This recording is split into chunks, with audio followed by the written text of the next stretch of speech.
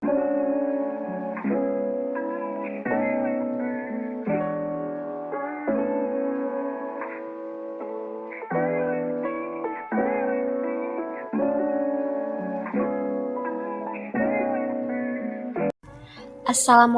warahmatullahi wabarakatuh. Perkenalkan, nama saya Nisa Rahmawati, NPM 2111030065 dari Prodi Manajemen Pendidikan Islam. Pada mata kuliah fikih, saya akan menjelaskan salah satu topik pembelajaran, yaitu tentang taharoh. Oke, jadi saya akan menjelaskan tentang taharoh. Apa itu taharoh? Bagaimana cara bertaharoh? Taharoh memang cakupannya cukup luas dan sangat penting untuk dipelajari. Maka dari itu, yuk kita bahas. Pengertian taharoh. Taharoh menurut bahasa artinya bersih, sedangkan menurut istilah syara', taharoh adalah bersih dari hadas dan najis. Selain itu, taharoh dapat juga diartikan mengerjakan pekerjaan yang membolehkan sholat berupa wudhu, mandi, tayamum, dan menghilangkan najis. Taharoh secara umum dapat dilakukan dengan 4 cara berikut. 1. Membersihkan lahir dari hadas, najis, dan kelebihan-kelebihan yang ada dalam badan. 2. Membersihkan anggota badan dari dosa-dosa. 3. Membersihkan hati dari akhlak tercela. 4. Membersihkan hati dari selain Allah.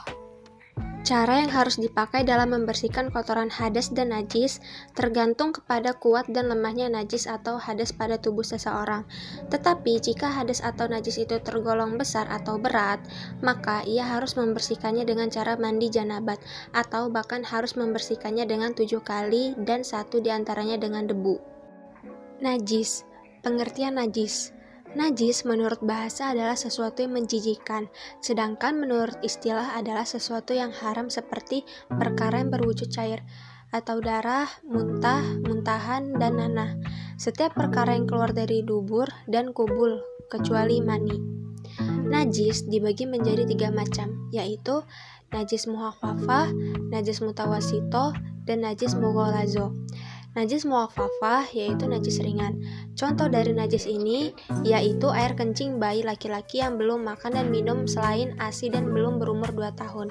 Cara membersihkan najis ini yaitu cukup mempercikkan pada bagian yang terkena najis tersebut. Najis mutawasito atau najis pertengahan itu dibagi menjadi 2. Ada najis ainiyah atau najis yang terlihat rupanya, rasa atau tercium baunya, dan najis hukmiyah atau najis yang tidak tampak seperti bekas kencing dan miras. Cara membersihkan najis ainiyah cukup dengan membasuh najis tersebut sampai beda dan sifat-sifatnya hilang.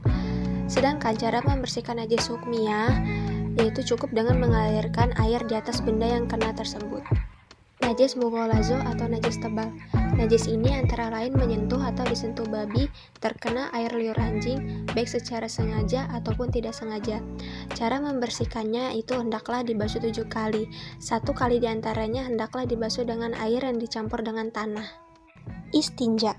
Istinja secara bahasa berarti terlepas atau selamat, sedangkan menurut pengertian syariat adalah bersuci setelah buang air besar atau buang air kecil.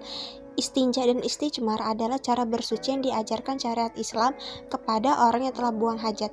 Untuk beristijmar, baru dapat diganti dengan benda keras apapun asal tidak haram dan punya sifat bisa menghilangkan najis. Adapun doa istinja sebagai berikut. Bismillahirrahmanirrahim. Allahumma hassin farji minal fawahishi wa zahhir qalbi minal nifaq. Artinya, ya Allah, bersihkanlah farjiku atau kemaluan dari keburukan dan bersihkan hatiku dari nifak atau kemunafikan. Adab buang hajat adalah cara yang kita lakukan saat membuang hajat. Yang pertama, menjauhi tempat yang terlarang. 2. Jika seseorang ingin membuang hajatnya pada tempat yang lapang, maka hendaklah dia menjauh.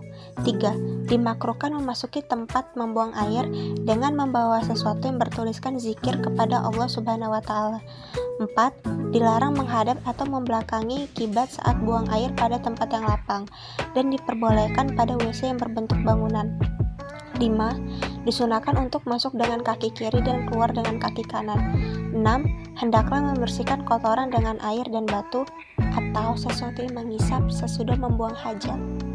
Pada saat hendak memasuki WC, disunahkan mendahulukan kaki kiri dan membaca doa masuk WC. Bismillahirrohmanirrohim.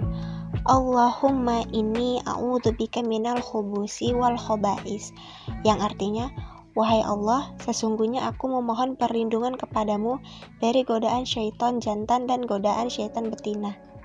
Dan ketika hendak keluar WC, disunahkan mendahulukan kaki kanan dan membaca doa keluar WC. Bismillahirrahmanirrahim. Ghufranaka alhamdulillahilladzi adhaba annil adaba wa'afani. Artinya, aku memohon ampunanmu, wahai Tuhanku. Segala puji bagi Allah, zat yang menghilangkan penyakit daripadaku dan telah mengafiatkanku. Baik, pembahasan mata kuliah fikih tentang taharus sudah selesai. Saya, Nisa Rahmawati, memohon maaf apabila ada kesalahan dalam kata-kata maupun kekurangan dalam pengeditan, dan kepada Allah saya mohon ampun. Terima kasih sudah menonton video pembahasan ini. Wassalamualaikum warahmatullahi wabarakatuh.